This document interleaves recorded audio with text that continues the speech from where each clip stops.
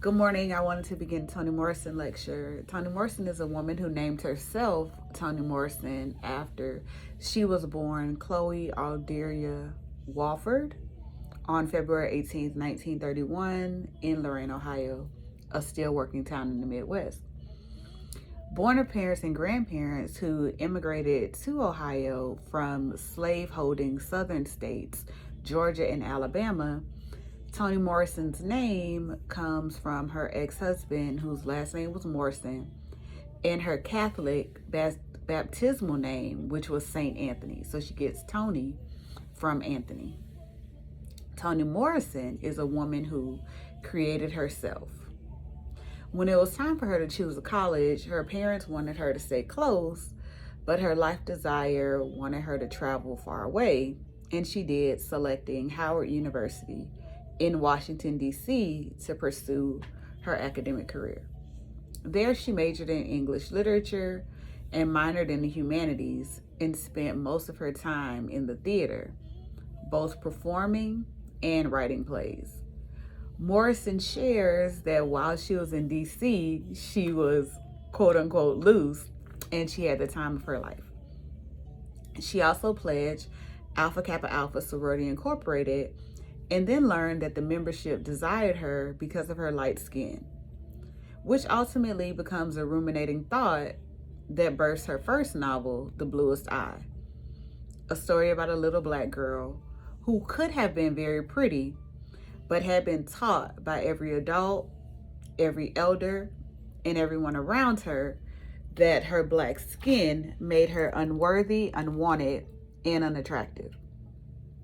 Morrison takes his story from a girlhood friend who believed that God did not exist because she had been praying for blue eyes for years, and God had not granted her petition. From Morrison's perspective, the girl would have been wildly unattractive with those blue eyes and her pretty dark skin, but this didn't matter to the girl. The girl wanted that symbol of whiteness to be reflected in her own body. While she could not change her skin color, she wanted God to at least change her eye color. Maybe a different eye color would change the way she saw the world or the way the world saw her.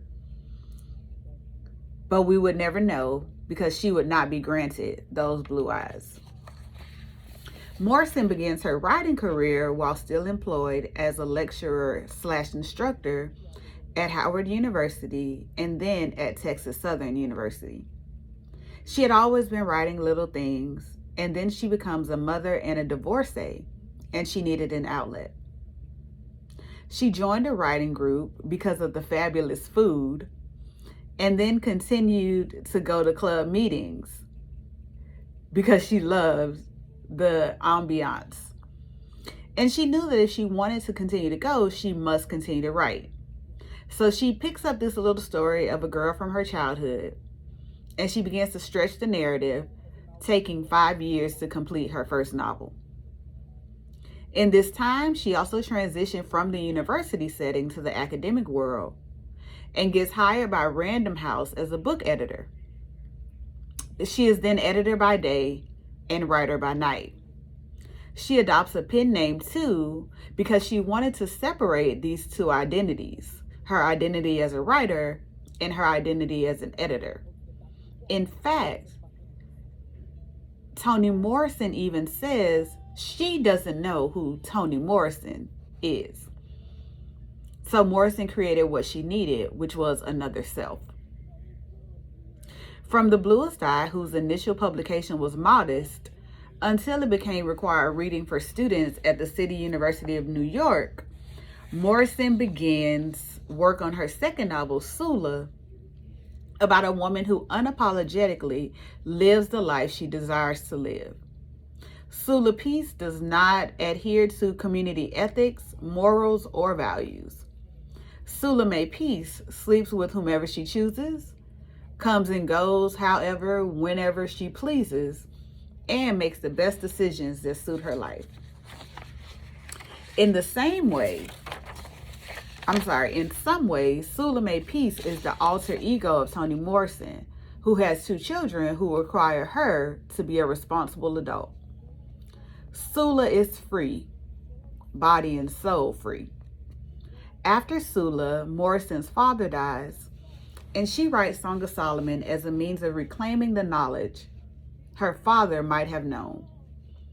Song of Solomon also addresses the idea of flying Africans that were able to take flight from this slave-holding nation and return themselves to Africa. From Song of Solomon to Tar Baby, and from Tar Baby to Morrison's most famous novel, Beloved, Morrison establishes herself as a literary force with which to be contended. Beloved wins the Pulitzer Prize and the National Book Award in 1988 and 1987, respectively. In 1993, Toni Morrison is awarded the Nobel Prize in Literature, the first Black woman to achieve this honor, and the second woman after Pearl Buck in 1938, which was 7 years after Morrison was born. Many attribute Morrison's award, at least in part, to a campaign led by June Jordan and supported by Maya Angelou, Amiri Baraka, Henry Louis Gates, and over 40 other Black writers.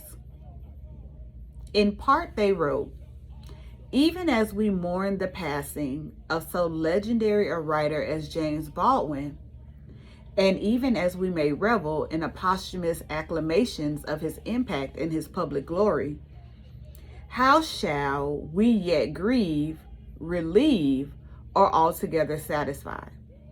How shall we explain the exile of this man who wanted to be loved so much at home? How shall we forget the declaration of this native son who once said, 'I'm worth more dead than alive'? Celebrity is not a serious embrace. It is a fact that James Baldwin, celebrated worldwide and posthumously designated as immortal and as the conscience of his generation, it is a fact that Baldwin never received the honor of these keystones to the canon of American literature, the National Book Award, and the Pulitzer Prize. Never. And so we have buried this native son, Jimmy Baldwin, with a grief that goes beyond our sorrow at his death. We also grieve for every Black artist who survives him in this freedom land. We grieve because we cannot yet assure that such shame, such national neglect will not occur again and then again. From that actual and emblematic death, we turn determined to the living. 18 years ago, the living Black writer Toni Morrison demanded our collective and our private confrontation with the power of her work. Her first novel, The Bluest Eye, published in 1970, irreversibly abraded our responsible, unwilling consciousness with tragedies of absolute interior dislocation. The unbearable self-loathing of one Black child, Pecola Breedlove, who could not escape America. From that austere, that chiseled moment of publication here among us, the written wizardry of Toni Morrison has earned her several books, bestseller popularity, and a required reading presence on every respectable campus of the United States. Despite the international stature of Toni Morrison, she has yet to receive the national recognition that her 5 major works of fiction entirely deserve. She has yet to receive the keystone honors of the National Book Award or the Pulitzer Prize. We, the undersigned Black critics and Black writers, here assert ourselves against this oversight and harmful whimsy. Your gifts to us have changed and made more gentle our real time together. And so we write here, hoping not to delay, not to arrive in any way late with this, our simple tribute to the seismic character and beauty of your writing. And furthermore, in grateful wonder at the advent of Beloved, your most recent gift to our community, our country, our conscience, our courage, flourishing as it grows, we here record our pride, our respect and our appreciation for the treasury of your findings and invention. These writers wrote to the New York Times in January of 1988. Baldwin died in December 1987. Their words had an almost immediate impact on the literary landscape. We may well know Toni Morrison's name today because of the way in which her peers galvanized around her. After Song of Solomon, Morrison begins to call herself a writer.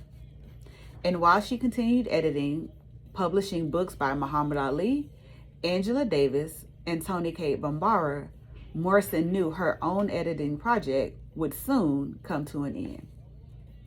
From Beloved, she continues her literary trilogy with Jazz, a novel about migrants during the Harlem Renaissance, to Paradise, a historically set novel about Black folks who founded and fiercely protected all Black townships in the Midwest. From Paradise to Love to A Mercy to Home to God Help the Child, which coincidentally returns to the story of a dark-skinned Black girl, Morrison made sure that we, Black readers, saw ourselves, our histories, and our interior lives reflected on the pages of literature. She writes about what she calls discredited knowledge, and she claims that this knowledge is discredited not because it is faulty, but because of the people who created it. She seeks to affirm the value of mother wit and Black folks' intuition. She writes about Black folks who are magic. They can fly either from cliffs or out of windows.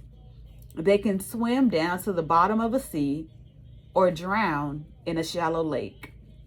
They can separate themselves into two people, this me and that me.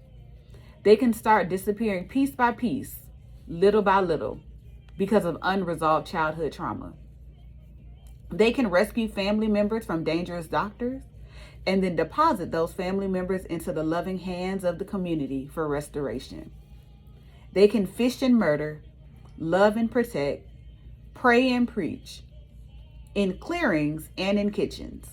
They can name themselves, own themselves, embrace themselves, hate themselves, adore themselves, but they are always themselves. Morrison turns a novel into music, that's Jazz.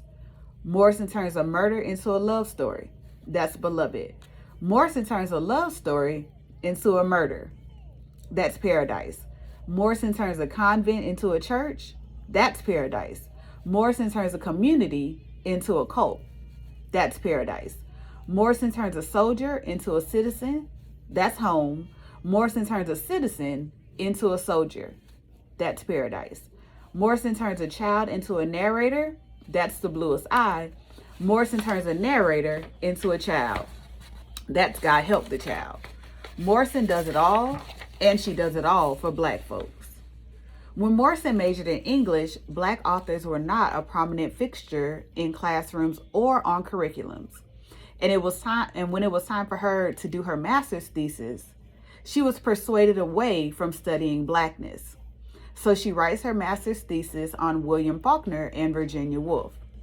Later, though, she revisits the work of Shakespeare to write about the interior life of a minor character named Barbary, who serves as a maid/slave for Othello's wife, Desdemona. I suppose Morrison ultimately completes the project she had been prevented from pursuing at Cornell. In addition to plays Desdemona and Dreaming Emmett, Morrison is the author of critical works The Origin of Others, The Source of Self-Regard, Playing in the Dark, Whiteness and the Literary Imagination, and What Moves at the Margin. Interestingly, in the UK, The Source of Self-Regard was published as Mouthful of Blood, which I believe is a far more commanding title. Morrison also edited The Black Book, a chronicle of Black history, and a book of essays about the hotly contested Supreme Court nomination of Clarence Thomas. Morrison also published one standalone short story, Recitative, and two short stories, Sweetness and the first chapter of The Bluest Eye as short narratives. While her writing career begins at 39, her output was prolific. Once she really started writing, she never stopped. Writing before the sun came up in the morning from her blue boathouse on the Hudson River, and even after a fire ravaged her home, Morrison rebuilt her sanctuary.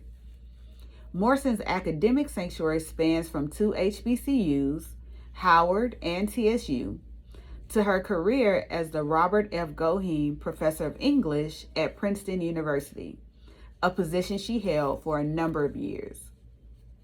What Morrison will tell you, though, is that she is a writer. In a conversation she has with Gloria Naylor, Morrison marvels at the Black female writers who are coming into form and says this: "I look at her and think for the 1,000th time how fine it is now. So many like her and more coming.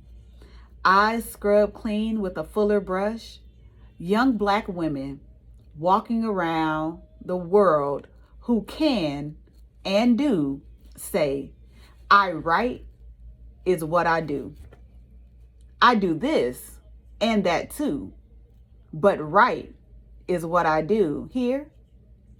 Women who don't have to block what they know, keep secret what they feel, who welcome their own rage and love because it has a voice, place, point, and art. And the art is hers, not somebody else's. She wears it on her head, the hat she made, not one she bought, made by somebody else." Morrison wears her love for us on her head. She wears her art in her heart. She belongs to herself, but she shares herself with us, her people. May she forever live.